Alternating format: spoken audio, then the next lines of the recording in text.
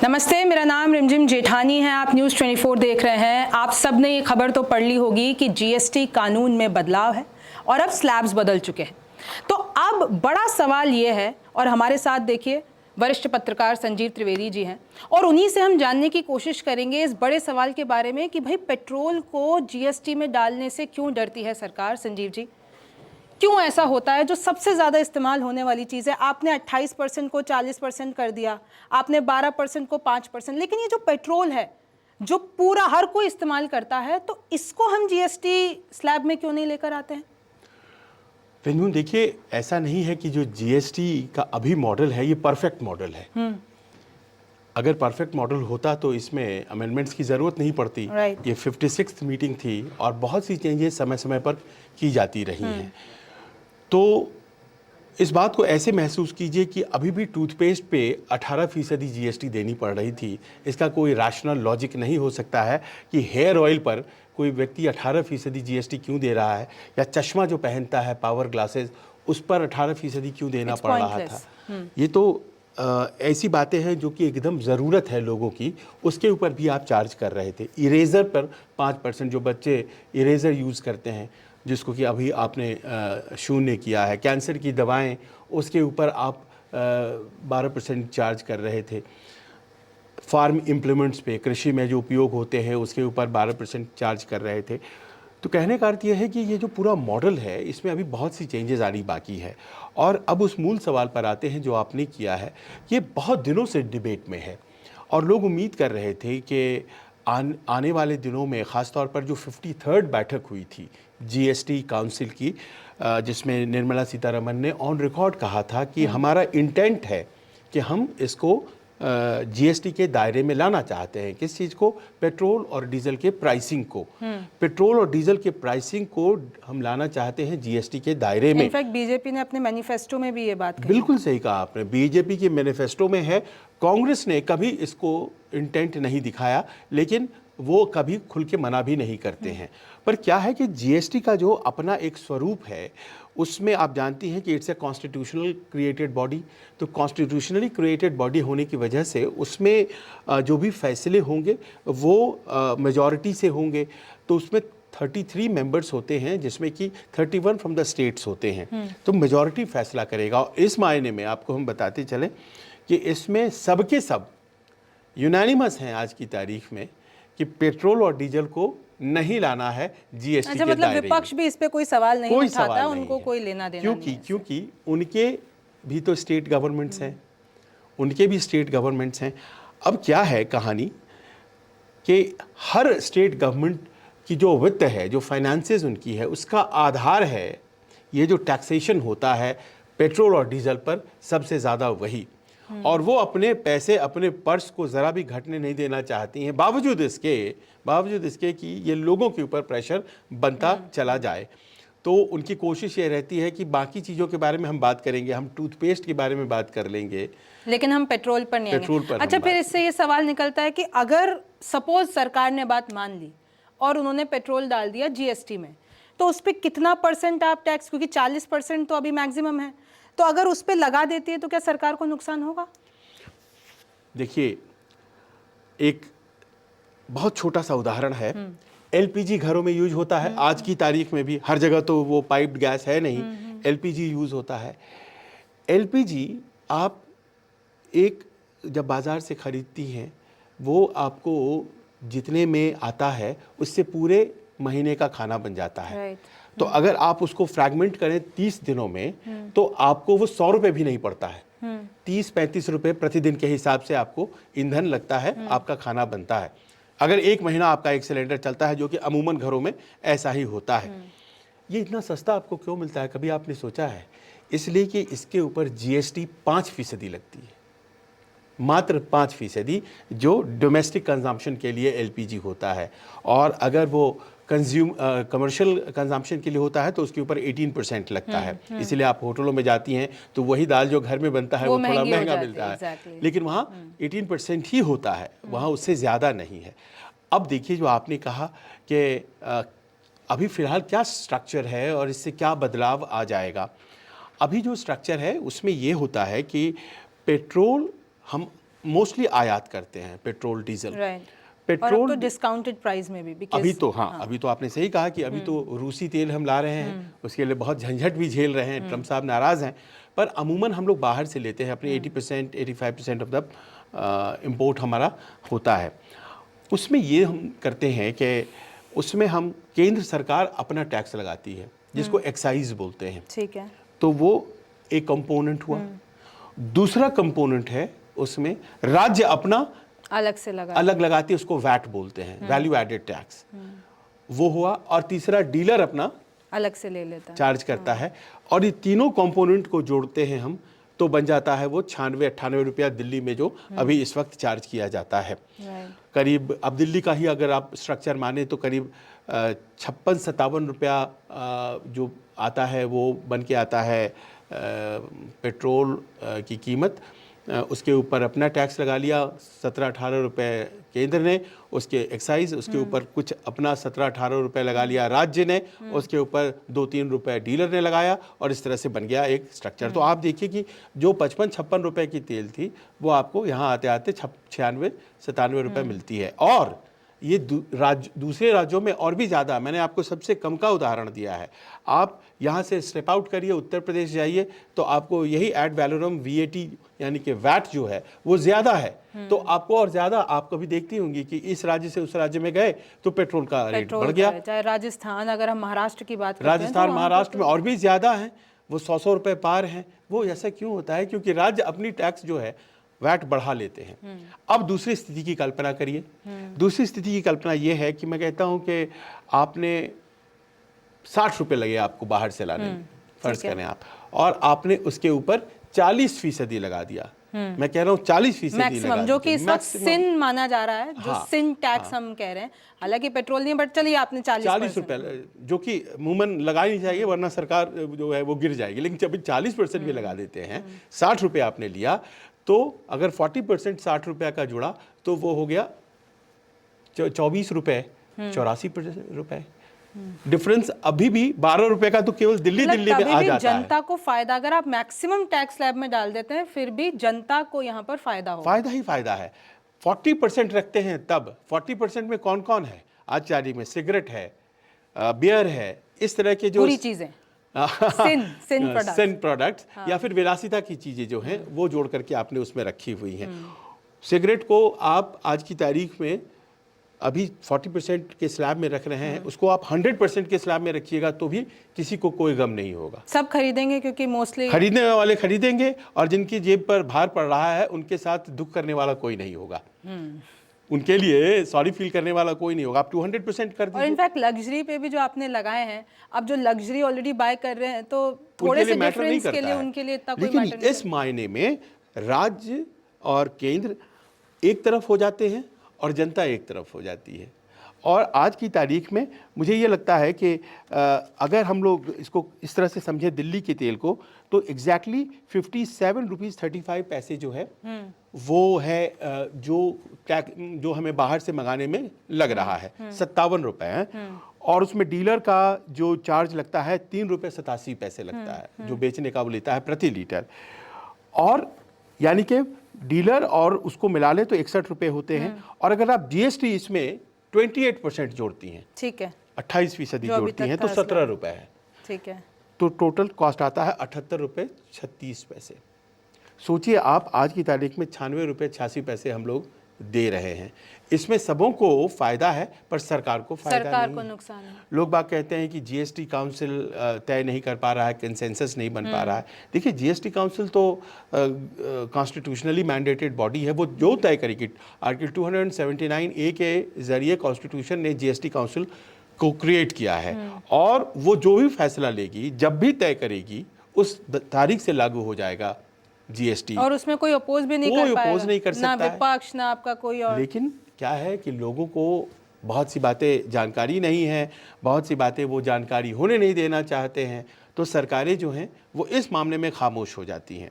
In fact जो पहला draft create हुआ था GST का, UPA सरकार में हुआ था, चिदम्बरम साहब फाइनेंस मिनिस्टर थे, तो उस सरकार में ही ड्राफ्ट जो बनी थी उसमें GST से बाहर रखा गया था पेट्रोल और डीजल को। तब से ही मतलब आप तब से इसमें ही। किसी को भी वो नहीं दे सकते, nobody has raised voice. BJP ने उस वक्त चूंकि वो विपक्ष में थी तो उसने कहा कि हम जब आएंगे तब लेकर तो हम जीएसटी के दायरे में हम पेट्रोल डीजल को लेकर के आएंगे।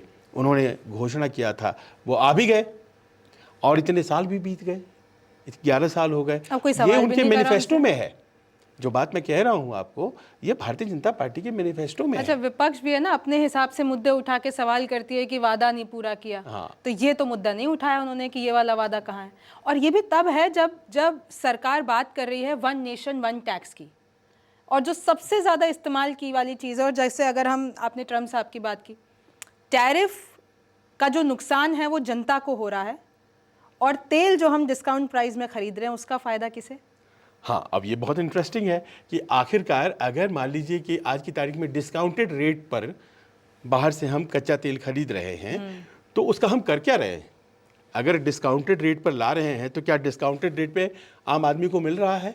इसका जवाब ना में है। क्यों? क्योंकि हम कच्चे तेल को ले रहे हैं और फिर हम कर क्या रहे हैं कि उसको रिफाइन कर रहे हैं, और रिफाइन करने के बाद वापस हम अंतर्राष्ट्रीय बाजार में बेच दे रहे हैं।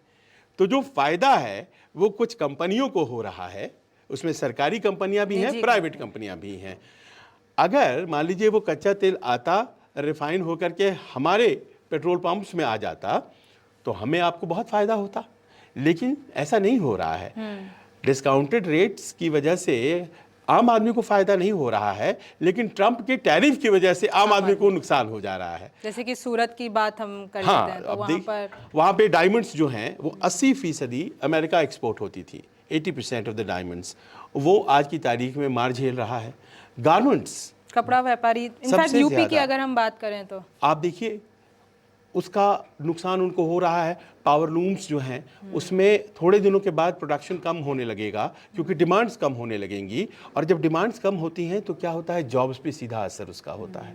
तो ये एक बहुत बड़ी त्रासदी है जिसको कि हम आज झेलने जा रहे हैं। इसीलिए सरकार ने जीएसटी टैक्स रैशनलाइजेशन किया है ताकि हम इंटरनल कंजम्पशन जो है, घरेलू डिमांड जो है उसको हम बढ़ाएं।